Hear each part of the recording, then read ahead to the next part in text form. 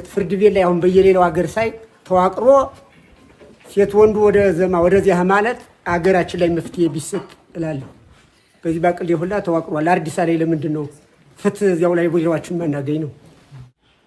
መጀመሪያ ትግል የጀመሩትን ሰዎች ማጥፋት የሚፈልጉ ፋኖ ሆኖ የገቧል።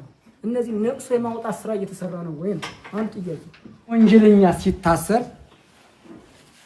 የወንጀለኛ ታራሚው ወገንዮሽና ዘረኛ ለሪት እያስወጣ የሚሰዷል። እኛ እንዴት ተያዩ? ምሳሌ ደባይ ላይ በቃ ደባይ ላይ ካንዴ ሁለቴ የሚገድል ነፍሰ ገዳይ አለ። ይዘርዘር ከተባለም እስከ ስሙ ስለተያዘ ብዬ ምንም የማያሻማ ስለሆነ ብዬ ትግል ለፋኖ ማንም አይንገር ማንም የነ ኢንጂነር ስመኘው በቀልና የነ አስራት የነ ሳረና የነ መግባሩ ከበደ እንትን ከንክኖት እኮ ነው ህዝቡ ሆ ብሎ ይወጣ። ግን ያን ባለማሰብ ጎጠኝነት የሚያስቡ ፋኖች አሉ። ጎጥ የቀበሌዋን ጎጧን ብቻ አልፈን የሚፋኗል። ያን ያህል ምን ያህል በቅቷል? ብቃት ያስፈልገዋል። የውጊያ ብቃት ብያለሁ፣ መድገም አይቻልም። በቋሬት ባይባር ባጌት ገብተን አይተነዋል። ቀፈድ የሚያወልቅ ፋኖ ሞልቶ ለሞቱ ማይሳሳ። ግን የጎጠኝነት ፋኖ መቼም ይቀርፋል እያላስ እኛም አንድነት አይደለም። ግን አባታችን ሲያወራ ጦርነት የመጣ ፈረንጅ የመጣ ክርስቲያንን ለማጥፋት የመጣ በ22 ዓመት ነው። ግን አባቴ ያወራኛል።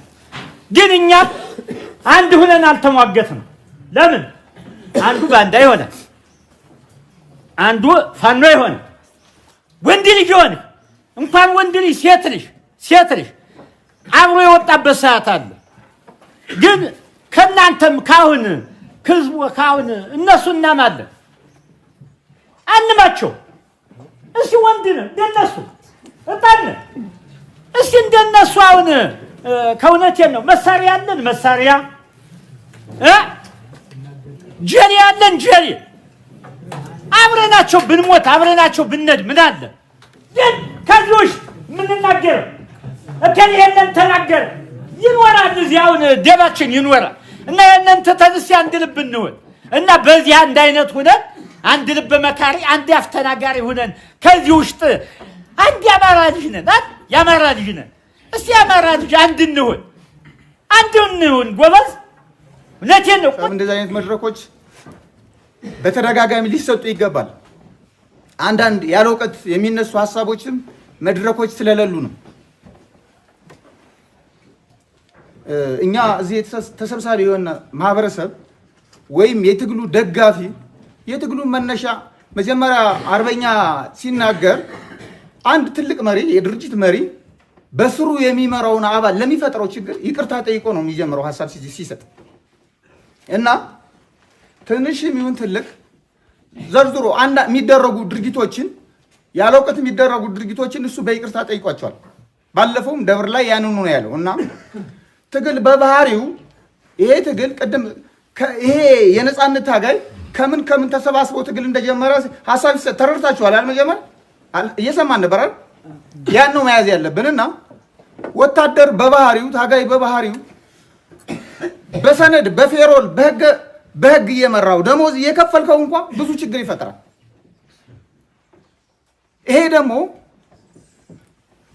አብዮት የሰበሰበው ትግል ነው። አንዱ መነሻው መድረሻውን አውቆ የሚታገል አንዳንዱ ደግሞ ልክ አርበኛ ሲለው እንደነበረ ዛሬ ተጀምሮ ነገ የሚያልቅ የመሰለው ከከተማ ወጥተው ገጠር ስትመድበው የሆነ የሚጨልምበት ችግር የሚፈጥር ወይም ተልኮ ያለው ካለ ደግሞ ሳይነቃብ ብሎ የሚሄድ እንደዚህ አይነት ነገሮች ይፈጠራሉ። ይሄን ደግሞ ሂደት ነው የሚፈጥረው። ትግሉ በሄደ ቁጥር ድርጅቱ ባደገ ቁጥር አንዱ ካንዱ እየተማረ ችግሮች እየተፈቱ ይሄዳሉ። ለዚህ ደግሞ ደጋፊ መሆን ያለብን እኛ ነን። አማራጭ የለንም። በምርጫ የምትወስደው ምርጫ አይደለም ሲባል እንደነበረው የለውና የመኖር ያለመኖር በባህል በወግ በሚባለው ልክ አይደለም።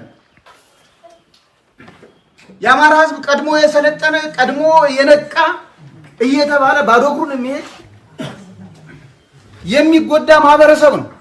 በዚህ ልክ የተረዳቸው ታጋዮቻችን ደግሞ እየታገሉ ታግለው አሰቡት ድል እንዲደርሱ የእኛም ፍላጎት እንዲሳካ ማህበረሰቡ መደገፍ አለበት። ዝም ብሎ ደጋፊ ላይ ብቻ አይደል። የእኛንም ችግር ማጉረምረም የመድረክ ባህሪም ይኖራል።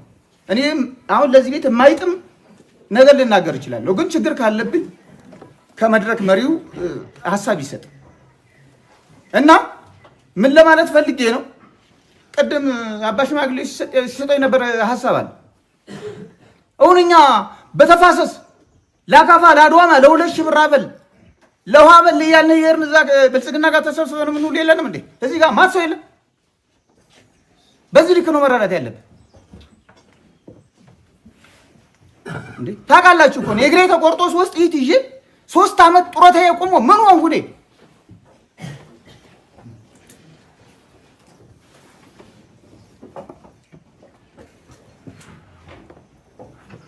ስለዚህ ልክ ውጭ ሆነን የምናወራውን እዚህ ጋር ችግር ካለው በዚህ ልክ ይስተካከል፣ የኛ ድጋፍ በዚህ ልክ ነው። በዚህ 15 አሳጤፍ ምናለቅስ ብዙ ምን ልኳለን እንተዋወቃለን። ግን ባለፈው ጠላት ገብቶ በነበረ ሰዓት ለአንድ ነጋዴ ስንት ሺህ ብር 40-50 ሺህ ብር ሲከፍል እንደነበረ እናውቃለን። እንደተባለው እንደገና ከተመለስነ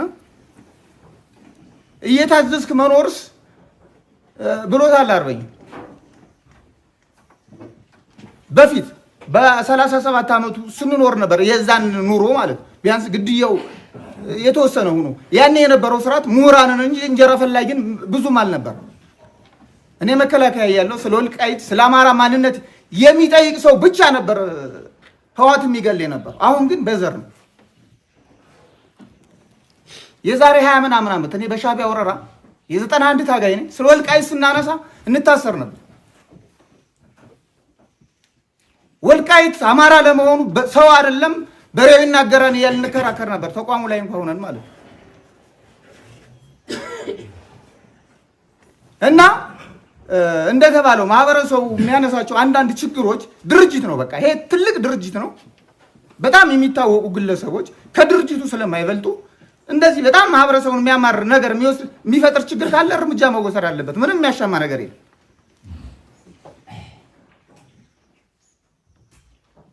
ስለዚህ ሌላ እኔ እዚህ ነፃነት ትግል መስተካከል ያለበት ብዬ የማስበው አንድ መያዝ ያለበት መሪ በመዋጋት ሊለካ ይገባው ልትይዙልኝ የሚገባው ነገር አሁን ብዙ መሪዎችን እያጣን ነው። ብዙ ጀግኖችን እያጣን ነው። አንድ መሪ የሚለካው የተሰጠውን ኃይል እንዴት አቅዶ ያዋጋል እንዴት ያደራጃል እንጂ እፊት ገብቶ ቦምብ ይጠላል መለኪያው አይደለም። ይሄ ሊሰመርበት ይገባል። መብረቁ ጋር የነበሩ መሪዎች ትናንት ያጣነውን እነ ሸዋንን ያጣነው በዚህ ጉድለት ነው።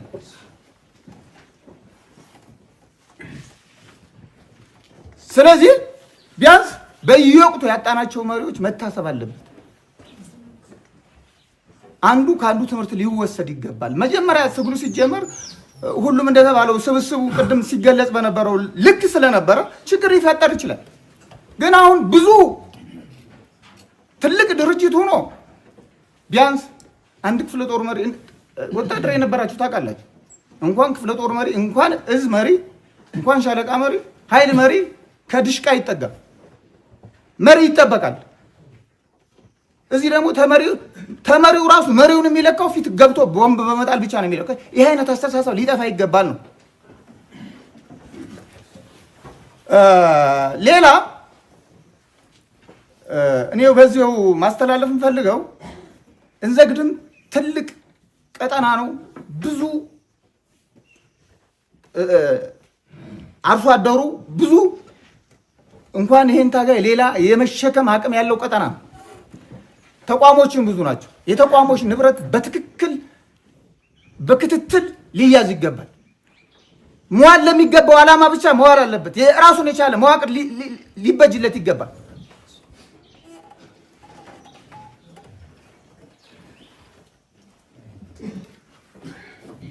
ድርጅቱ መጠቀም የሚፈልጋቸውን ሰዎች መጠቀም አለበት። በአብዛኛው ታጋዩ ከውጭ ሆኖ ነው የሚያዩ።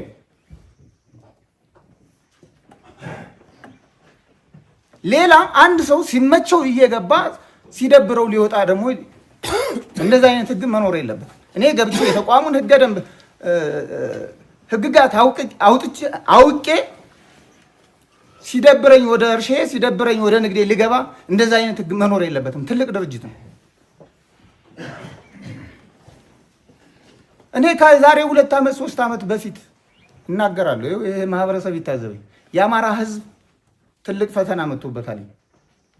ገና አሁን እያየን ካፊያውን እንጂ በረዶ ገና ነው።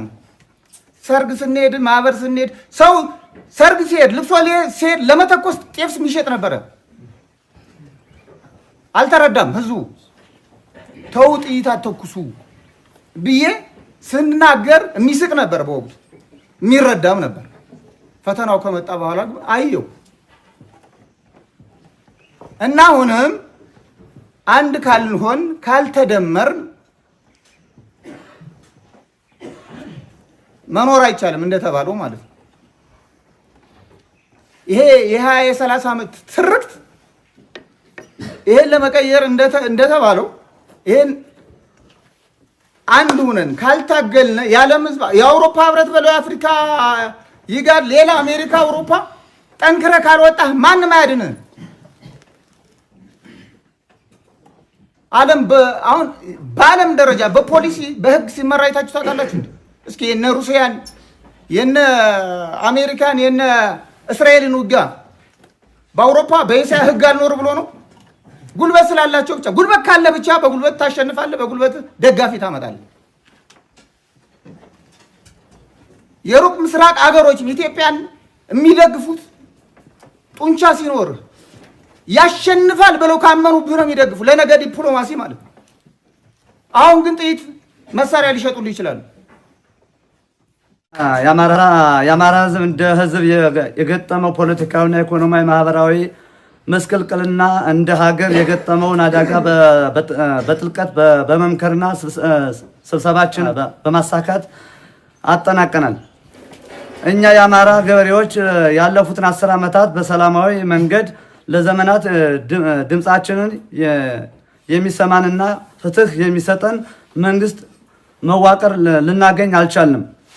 ይህም እንደ ኢህአዴግ ብዙ ዋጋ ከፍለን ጥለን የአብይ መርህ የሆነው ብልጽግና የሚባል ስርዓት ወይም መንግስት ከጀመሩ ብዙ ነገሮችን ቃል በመግባት ተስፋ ያደረግንበት ሲሆንም ይባስ ብሎ የቀጣፊና የአጭበርባሪ ስብስብ በመሆን ላለፉት 7 እና 8 ዓመታት ለማየት ችለናል። ይህ የህዝብን ይጠብቃል ድንበርን ያስጠብቃል ያልነው የሀገር መከላከያ ሰራዊት ያለፉት 3 ዓመታት በአማራ ህዝብ ላይ በምድርም በሰማይም ጦርነት ተከፍቶብን አርሶ አደሩን የሚገድል ቤት የሚያቃጥል ሴት የሚደፍር አዝመራ የሚያቃጥል የሃይማኖት ተቋማትን የሚያረክስ በአጠቃላይ ሰብአዊ ድርጊት እየፈጸመ ይገኛል።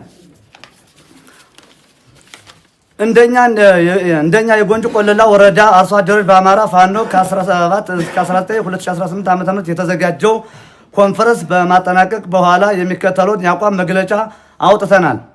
አንደኛ፣ የኢትዮጵያ መከላከያ ሰራዊት የሀገር መከላከያ ሰራዊት የሚታወቀው የሀገሪቱን ዳር ድንበር ከማስጠበቅ አልፎ የጎረቤት ሀገሮችን ለማስከበር በተንቀሳቀሰ ሀገራትም አደንቆት የተረፈና ዓለም የመሰከረለት ነበር። ነገር ግን ጨፍጫፊው አብይ አህመድ ስልጣን ከያዘበት ከ2010 እስከ 2018 ዓ.ም ጀምሮ የሀገር ድንበር ከማስጠበቅ ይልቅ የመንግስት ስልጣን ለማራዘም በየክልሉ በየወረዳውና በየቀበሌው ተበትኖ የሚሊሻ ስራ እየሰራ ህዝብን እየገደላችሁ ስለዚህ ከዚህ ጨፍጫፊ ስርዓት ራሳችሁን በማግለል ህዝባችን ጎን እንድትቆሙ ጥሪያችንን እናስተላልፋለን።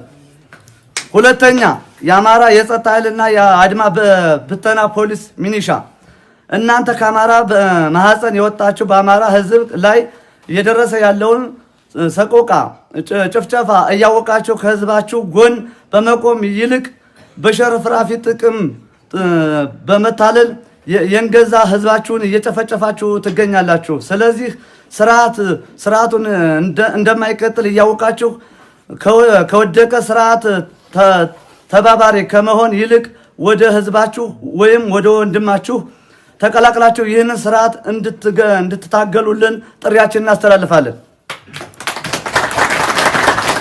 ሶስተኛ የአማራ ክልል ብልጽግና መዋቅር እናንተ በየደረጃው የምትገኙ የአመራሮች በእናንተ ትዕዛዝ ጋብዛችሁ መንግስትን ነኝ የሚለውን ስርዓት በአማራ ህዝብ ላይ ጭፍጨፋ እንዲካሄድ በመፍቀድ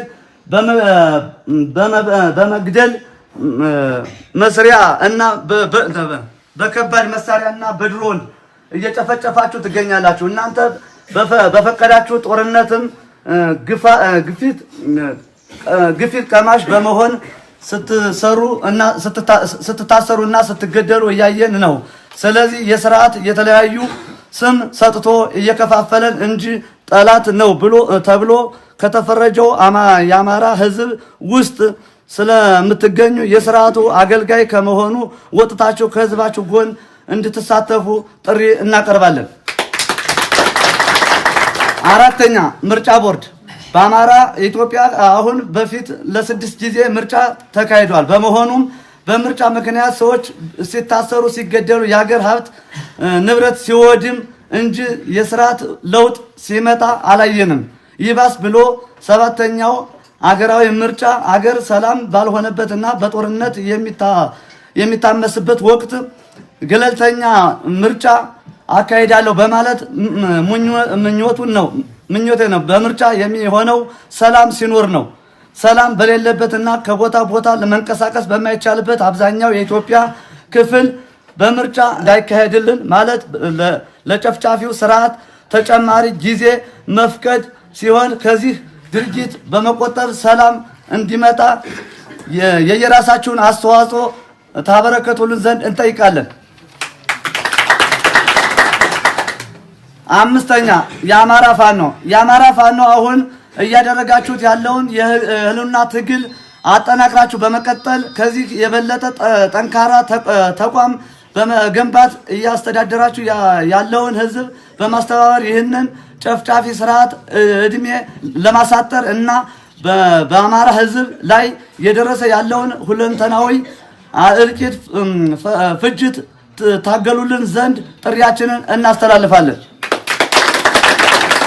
ስድስተኛ የአማራ ምሁራን መማር ማለት አገር ህዝብ ማገልገል ማለት ነው። ከዚህ በፊት የነበሩ ምሁራን የሀገራችንና ለህዝባችን ማገልገል ብልሹ አሰራሮችን ሲቃወሙ እና ሲታገሉ፣ ሲታሰሩ፣ ሲገደሉ ቆይተዋል። አሁንም ይህንን ስርዓት የተቃወሙ የአማራ ምሁራን የህሊና እስረኛ በመሆን በየእስር ቤቱ እየማቀቁ ይገኛሉ። አብዛኛው ምሁራን በአማራ ህዝብ ላይ እየደረሰ ያለው ሰቆቃ እያወቃችሁ ከስርዓቱ የሚወረውርላችሁን ደሞዝ በመጠየቅ ከተገፋው ህዝብ ጎን እየቆማችሁ ይልቅ ዝምታን በመምረጥ ኑሯችሁን እየገፋችሁ ስለዚህም ዝም ስላላችሁ እናንተ አልተቃወማችሁም ድረስ ከጥፋት የምንድን መስሏችሁ ከሆነ ተሳስታችኋል። ከዚህ የሚሰበሰበውን ደሞዝ እየበሉ ዝም ሲጨፈጨፉ ከህዝብ ጎን አለመቆም የታሪክ ተወቃሽነት ያስከትላል እና ከህዝባችን ጎን እንድትቆሙልን ጥሪያችንን እናስተላልፋለን። ሰባተኛ የኢትዮጵያ ህዝብ የአብይ አህመድ ስርዓት በክልልና በማንነት እየከፋፈለ ሲያጠፋን የመጣ የሀገርና የህዝብ ጠላት መሆኑን ተገንዘባችሁ በአካባቢው የሚፈጠረውን ሰቆቃ በመቃወም የአማራ ህዝብ ጎን በመቆም ይህንን ስርዓት አስወግደን በጋራ የምንኖርበትን ሀገር እንድንገነባ ጥሪያችንን እናስተላልፋለን። ይህንን አቅማችንን ለፍጻሜ ለማድረግ ቆርጠን ተነስተናል። የጎንጭ ቆለላ ወረዳ የእንዘግድም ቀጠና ኮንፈረንስ ተሳታፊዎች የህዝብ ትግል ለዘላቂ ድል። በዚህ ውይይት በዚህ ምክክር ምንድነው የተማሩት? ምን አገኙ? ያው በዚህ ስብሰባ ያየነው ዝሮ ዛሬ ቀደም ያው ፋኖ መደራጀት እናውቃለን፣ ግን እስከዚህ ድረስ ጠለቅ ያለ ሀሳብ አላገኘንም ነበር። ዛሬ ግን ባየሁት መድረክ ፋኖ እንደሚያሸንፍና ትክክለኛ ይህንን የተተላከሸ ሀሳብ የያዘ መንግስት እንደሚያሸንፍ እዚህ መድረኩ ተረድቻለሁ። በመቀጠል ያለው እኛ አሁን መድረኩ ዛሬ ለኛ ለትውልድ ብላችሁ እንደምትታገሉ ጥሩ ሀሳብ ተረድቻለሁ። ምክንያቱም እኛ ያየነው አሁን ለተለያየ ጥቅም መስሎ ነበር። ዛሬ ግን አብራርታችሁ ስለ ሃይማኖት ጉዳይ፣ ስለ መኖር ጉዳይ የባርነት ቀንበር ተሸክመን እድሜ ልክ እንደምንኖር ለዚህ ረድታችሁ የቆማችሁ መሆኑን አውቀናል። ሃይማኖታችን እንዲከበር፣ ማንነታችን እንዲከበር፣ በማንም ላይ አርሰን እንድንበላ ወጥተን እንድንገባ የተለያዩ በቃ ፍላጎታችን እንዲስተካከል በዚህ መድረክ ላይ ዛሬ ተረድቻለሁ። ምክንያቱም እስካሁን ቀደም እያማናችሁ ነበረ። ምናልባት ለጥቅማቸው ብለው ነው እያልን ነበር። ግን አሁን ካየነው ትላልቅ ምሁራኖች እንዳላችሁበት ለትግሉ በቃ ለትውልድ ለልጆቻችን እኛ ሙተን እነሱ እናድናለን እያላችሁ ታረዱን ወላችኋል። እና አሁን ባየነው አጠቃላይ በዛሬው ኮንፈረንስ መንግስት አንድ ግሩ ብቻ እንደቀረ ተረድተናል ያለውንም ሁኔታ እና እናንተን አሁን በሙሉ ልቦኔ እንደምታቸንፉ አረጋግጣለሁ በዛሬው መድረክ። እሺ ስለ ምርጫው ዝሮ ብዙ ቀናትን አሳልፈናል።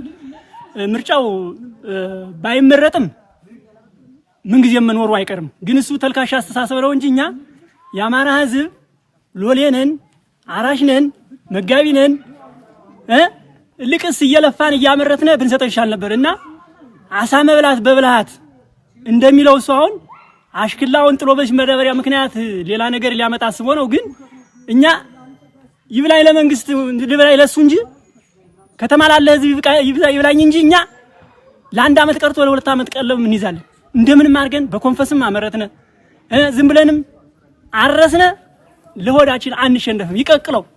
ይቀቅለው የኛ ጤፍ ይበቃናል፣ ጤፋችን አለ፣ ማይወቀላችን አለ፣ እንደምንም ብለን እንዋጣዋለን። ግን እሱ መስሎት ነው ተጠልቶ እንዲሆኑ በዚህ በማዳበሪያ ምክንያት እኛ አንመርጠውም። ድሮም አልመረጥነውም። በተለይ ዋሸራ ቀበሌ ላይ በ2013 በተደረገው ምርጫም እንዘግድም ቀጠና አሸንፎ በጉልበት ነው እንጂ ተመርጦ የማያውቅም። አሁንም አንመርጥም። ማዳበሪያውን ቀቅሎ ይብላው። እዚያ ያላሉ ባንዳዎች መልእክት ካለዎት ለአድማ በተና ለፖሊስ ከዚህ ተወልደው ደግሞ ለጠላት ራሳቸውን በርካሽጠው ለሚያድሩ ምን ይላሉ? እኔ አሁን እዚህ ላይ በጣም የሚገርመኝ ነገር አለ። ምክንያቱም አሁን እሱ ሲራው ለብዙ አመታት ነው የሰራው እና እስበሳችንን ሊያባላ ልጆቻችንን ወንድሞቻችንን እስተዛሬ ሲሞቱ ምናያቸው የኛ ልጆችና የኛ ወንድሞች አይደል እና አሁንም ቢሆን እዚህ ያሉ ሰዎች ማስተላለፍላቸው እባካችሁ ለእናት ለአባታችሁ ለህዝባችሁ ስትሉ ከትግሉ ውጡ። አይጠቅምም። እድሜ ልክ እሱ ሲያፋጀን የኖርነ ከስንቱ ጋር ነው ሲያፋጀን የኖረ። ስለዚህ አሁንም ለልጆቻችሁ ለእናት አባታችሁ ካላችሁ ግቡ ወደ ህዝብና ባረባ ጥቅም ገንዘብ ያልቃል፣ ስም ይተከላል። ስለዚህ የሱን ትግል ትታችሁ ኑልን ተውት፣ አይጠቅምም የሚል ሐሳብ አለና ብትገቡልን ብትመለሱ ጥሩ ነው። ሬሳችሁን የምናገኝ እናንተ የምንጋደል ፋኖና ምንሻ አድማ በትን ፖሊስ እኛ አስበሳችን እንግዲህ አገር መከላከያ ሰራዊትስ ከስንት አንድ ነው ሲመጣም ተገዶ ስለመጣ እኛ ግን የጥቅም ብላችሁ ስለገባችሁ ባካችሁ ውጡልና ትግሉ በአንድ እግር ተደራጅቶ ታግለን ይህን መንግስት መገልሰስ አለብን የሚል ሐሳብ አለብን። በምክክሩ ምን አገኙ? አው በምክክሩ የተረዳሁት በጣም ደስ የሚል ሐሳብ ነው የተሰጠው። ደስ የሚል ለህብረተሰቡ የሚጠቅም ለእውነታ የቆመ ድርጅት መሆኑን ተረድቻለሁ። ለእውነታ ለሃይማኖት የቆመ ድርጅት መሆኑን በደንብ ተረድቻለሁ። ፋኖ እንዲህ አይነት መሪ እንዲህ አይነት ሰው መኖሩን እኔ ካሁን ቀደም ብዙ አልተገነዘብኩም ነበር። በዛሬው መድረክ ግን ብዙ ነገሮችን አይቻለሁ፣ ብዙ ነገር ተረድቻለሁ። ምክንያቱም ወደፊትም ቢሆን አቋሙን አበርትቶ የፋኖ መሪ እንዲህ አይነት መሪ ኑሮ ነገም ለህብረተሰቡ የሚጠቅም ነገር ዞ እንደቆመ በደንብ ተረድቻለሁ። እኒህን አይቻለሁ። ብቻ ትንሽ ድምፄን ዘጋ ስላደረገኝ ብዙ ለመናገር ትንሽ ቸገራለሁ። ምርጫ እውነት ውሸቱ ነው እንጂ እውነት እመረጣለሁ ብሎ ነው የሚለፋው። የሚመርጠው የለም፣ አይመረጥም። ዳግሚያ ደግሞ የቀረኖችን ለመጨረስ ነው እኮ እሱ ያሰበ። ታሁን ቀደም በዱር በገደሉ እየታረዱ ልጆቻችን ወንድሞቻችን የቀሩት ሀብት ንብረታቸው እየተወረሰ የቀረው ያላነሰ ደግሞ አሁን የቀረኖችን ጻድቃን ለመጨረስ ነው። ምርጫ የሚል የሚመርጠው የለም። እኛ ምርጫውን አንቀበልም። እዚያ በገንዘብ በ5 ሺህ ብር በ6 ሺህ ብር እየተገዙ እየተታለሉ ተወንድማቸው ጋር እየገጠሙ መከላከያም እንኳ ጥሏቸው እየሄደ የእነሱ ሬሳ ነው በየዱሩ ወድቆ ያለ እና ልጆቻችን ወገኖቻችን ናቸው። አላውቅበት ብለው ነው እንጂ እንደኛ ያለን ነገር ተመለሱ። ተወንድማችሁ ጋር አትጋደሉ። ወንድማችሁ ነው፣ አባታችሁ ነው፣ እናታችሁ ናቸው እየሞቱ ያሉ እህቶቻችሁ ናቸው። ተመለሱ። እሱ ነገር አይጠቅማችሁም። ከህብረተሰባችሁ ጋር ተቀላቅላችሁ ኑሩ የሚል መልእክት እያስተላለፍን ነው። ግን በገንዘብ እያታለለ አሁንም ሊመጡልን አልቻሉም እንጂ የኛ ምክር በዚህ ልክ ነው። ዛሬ ያወቅነው ብዙ ነገር አለ። ፋኖ እንደዚህ አይነት አቋም ይዞ ይቀጥላል ብለን አናስብ ነበረ። ዛሬ ግን በስርዓት ስንት ምሁራን ስንት መሪዎች አግኝተን ለተተኪ ትውልድ ጥሩ ነገር የሚያስተላልፉ አግኝተን አይተን ተመልክተን ደስተኛ ሆነን እንደምናቸንፍም ፋኖ እንደሚያቸንፍ ነገም ዘረኝነት ጎጠኝነት የማይፈጥር መሪ ሆኖ አይተነዋል። ብዙ ነገር አይተናል። ደስ ብሎናል። ተረድተናል። የፋኖ አቋም እንደዚህ አይደለም ብለው አሽመርባሪና አሸባሪና ሌሎች ተልኮ አስፈጻሚዎችንም በጎን የመስማት አቅም ከዚህ በኋላ ሊኖር አይችልም። ወደዚያ የተለከኩትም ወደኛ ተመልሰው የናንተ የፋኖን አቅም ማጎልበት እና መገደፍ ሊችሉ ይችላሉ። በዛሬው ምክክር መድረክ ብቻ ያየነው ጥሩ ነገር ነው። ጥሩ ሂደት ነው። በጣም እንደምናቸንፍ በጣም በቃ እኔ እንደዚህ አይነት መሪ እንደዚህ አይነት የተማረ ምሁራን ይመራናል ብለን አላሰብንም። ግን መተን ስናየው የተማረ ትልቅ ስንቅ ሰንቆ አማራን ብቻ ሳይሆን ሁሉንም አቀፍ ያደረገ ሁሉንም ብሔር ሳይገነጥል ጎጠኝነት ሳይገነጥል መርተን እናስተካክላለን የሚል ሐሳብ ያለኝ ከዛሬ ካየሁት መድረክ ላይ ምርጫ ማለት ከዚህ ቀደም 3 4 5 ጊዜ መርጠነዋል። ከመርጦ ሰላም ሲመጣ አላየንም። ከምርጫስ አሁን በጀመረው ፋኖ በጀመረው ትግል ብዙ ነገር እያየን ነው። ሰላም እያገኘን ነው። ምርጫን መርጥም እንዴት እንመርጠዋለን? ከመርጦም ሰው መግደል ነው። አንድ መንግስት ከተመረጠ በተመረጠበት አቋም ህዝብን ሊያገለግል ነው።